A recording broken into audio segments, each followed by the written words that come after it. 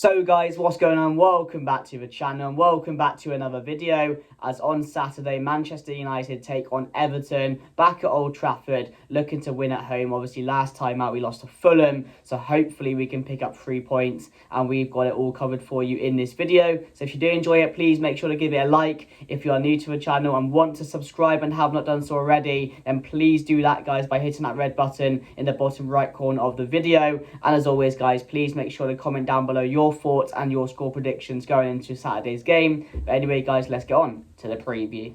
So guys, what's going on? Welcome back to the channel. So this Saturday, it's Manchester United taking on Sean Dyche's Everton, who are fighting a points deduction. They're fighting relegation. So it should be a very, very interesting game, especially because last time out, we lost to Old Trafford. We got embarrassed as well. So the fans are going to want a reaction. The players are surely want a reaction as well. So we should see a good game on Saturday. And the main talking point is that Rasmus HOJLUND could return from injury, and that could have a massive impact on Manchester United's rest of the season coming up and the game on Saturday as well. So I'm buzzing to hopefully see Rasmus back, because he's so important to this team. He's shown that over the last couple of weeks or so. Losing him for the last 2 games or so has been a massive blow as well, because we're seeing an effect in it. We're definitely seeing an effect in it, 100% on the pitch. I think it's obvious to see as well in the hold-up play for the attacking department. Just don't have anyone else to hold up the ball. We don't have anyone else to run into those spaces. Because HOJLUND, I've said it from the start, he absolutely has it all. Absolutely has it all. And he's shown that recently now with including goals into his game, which I know was going to come. We had to be patient. We had to wait, but the goals are coming now, and hopefully it should be a massive boost for the team as well to have HOJLUND back into the side. So I do think you need to really lead the line from attack, and I do think when someone else like HOJLUND does press, when he gets into those spaces, when he runs around the pitch, it motivates others to do that as well. So I'm happy to have him back. I'm not too sure if it's official yet. I am doing this video before the press conference. But yeah, the top 4 standings right now, Manchester United are 11 points. 11 points off Aston Villa. So, it was a game the other day. It was the game I named the title of the reaction video, season-defining win, when we beat Aston Villa. And from then, I thought we were going to kick on. That's when I really got my hopes up that Manchester United were going to be in a top 4 battle until the end of the season. I really thought Martinez was back, Shaw was back, Casemiro is back. We had our strongest team back. And then, of course, Martinez got injured again. Shaw got injured again.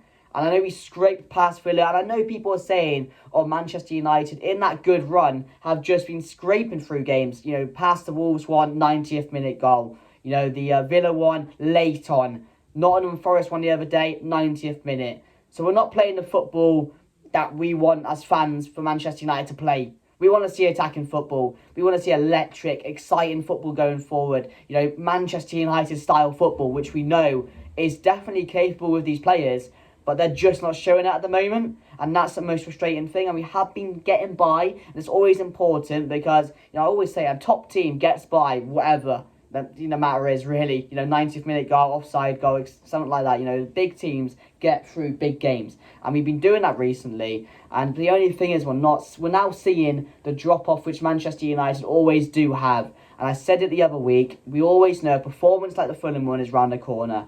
The City one, I can get by. The City one, I can understand. I never expected anything, but to lose to Fulham at home is just unacceptable, and it's a disgrace to lose to Fulham at home. And every single player playing on that pitch against Fulham should be ashamed of themselves, because I hope they were. Because the work rate wasn't there. It was nothing about that. But for me, it's just about retaining the ball. And we are no good at retaining the ball. We cannot keep the ball as it is. We do nothing when we're on the ball. And especially going forward, we make silly decisions. Whether it's Bruno, whether it's someone else in the midfield, Casemiro, etc. We are definitely prone to that. We are prone to making errors going forward and not having good ball retention. And that's why I think it starts, because when you have someone up top like Rasmus who holds the ball, and that's why he's so important to this team, it allows others like Garnacho, Rashford to come into the game. If they're up for it, if they want to be in the game, if they want to have the game of their life, they can be up for it because they have someone there they can trust to hold up the ball and find them. With Rashford playing there, if you got a Nacho, if you're Diallo, I think it was he playing the other day? If you're there on the wings and you see Rashford up top, being lazy, not running, not holding up the ball, not finding spaces. If I was that player, I'd be like, what do you want me to do? Do you want me to make runs even though you're not going to find me? Because you're not even receiving the ball. So I do get the frustration with fans, and I do get the frustration with certain players, but it's really not their fault, because it does start with having that striker who can hold up the ball and play really well. And I'm glad Rasmus is going to be back, because we should see a massive effect within the team. Now he's back. So I think that's the only main talking point going into the game. And Everton, as I mentioned earlier, relegation battle, points deduction. It's going to be a very difficult game, like a very difficult game. I can't remember the last time we played Everton and what happened. I'll just search up for you now. So I'm not too sure what the last score was, to be honest. I don't know the last time we did.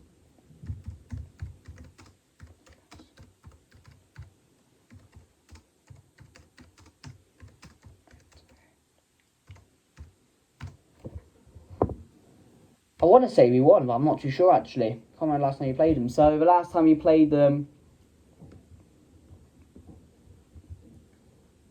there we go. Just got up for you now. So the last, we won 3-0. We won 3-0 on the 26th of November. So the last time we did thrash them, so I'm hoping it can be like that again, but I'm just not expecting it to be, because, you know, we're not in a good shape right now. We are not in a good shape. Confidence is at an all-time low, like an all-time low. Top 4 doesn't look on. I mean, we need a miracle right now. And the only thing we have look forward to, is an FA Cup game against Liverpool. That's the most exciting thing we have coming up now. Because my top 4 hopes, they're lost. They are lost. They opened up again against Villa. I thought that could have been a season-defining win, but it ended up being absolutely nothing. Villa won the other day against Luton. Spurs again came back against Palace. I'll tell you this now, if we went 1-0 down against that Palace side, we were not coming back. We were not coming back. And same as the Villa game. Luton came back to make it 2-2, didn't they? If that happens to us, we're losing that game 3-2. That's the difference right now between the Villa team, the Spurs team, and this Manchester United team. They want it a lot more than we do. And they have players who thrive off that. They have players who are full of confidence, who want to play, who want to run, who want to lead by example. And we have our captain, who for the last 2 months or so has been putting in crap performance after crap performance. And maybe also it leads by the captain's example sets the standards, what I'm trying to say. Maybe that's the case with this team. Because when Bruno plays well, most of the team play well. Really, if you think about it, that really does go on quite a lot of the time. So the fact that he's playing poor, maybe everyone's thinking, do you know what, this guy's not leading by example, this guy's playing poor, I'm fed up with this, and it's just like, it's bouncing off each other. Like, this is what happens with a team. I've said this so many times. When one person plays crap, the whole team decides to play crap. I don't know what it is. It's like a COVID infection, it really is. It just affects everyone. Because they're so close to each other, you know. So, yeah, I don't know what it is, guys. But the game on Saturday is a crucial game as well for Ten Hag. We've talked about it as well. Ineos right now, if I'm Ineos, I'm coming in. I'm thinking, do you know what? Is this the guy to lead Manchester United going forward into my first full season next year? I wouldn't be so confident in saying that. I wouldn't be. I'd be very on the edge. I would be very on the edge thinking, do you know what? I've not seen much so far. Maybe I want to start fresh next season and see what happens. Maybe do need a new manager. So it's a massive game for Ten Hag, because really he's not showed Ineos absolutely anything so far. Absolutely nothing. So it's concerning. It's massively concerning time right now at the club. We are absolutely crap. We are crap. There's no confidence in the fan base and the players at the moment. And we're just going through game by game now. You know, just about getting through games. You know, a 90th minute winner. I absolutely love it. But I don't love when we're not controlling games. I don't love seeing the players walk around. I don't love seeing the players be half-assed. Because that's not what should happen at Manchester United. A non-negotiable is that you go on that pitch and you put in 100% every single game. And we're just not seeing that. We're not seeing that. And maybe it's the players, I don't know, because we're always talking about the players. But that will be a conversation probably in the next 4 years as well. 4 years' time, sit me down. We might be talking about the players again.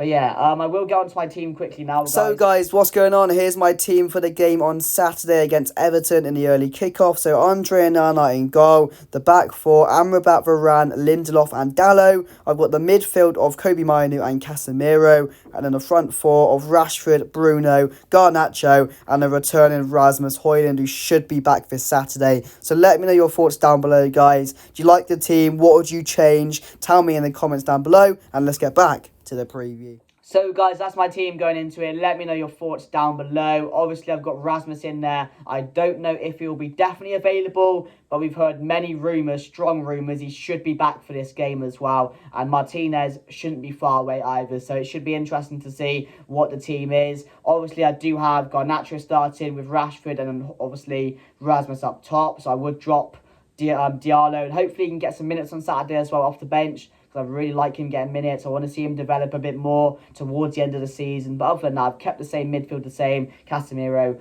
as you can see, Bruno and Mainoo. And the defence doesn't really change either for me, because we still haven't got a left back. And again, we still haven't got our main players back, really. Martinez, who's injured. So we'll have to wait and see what happens. And Maguire, I think, is he available? I'm not too sure at the moment. We'll have to wait and see.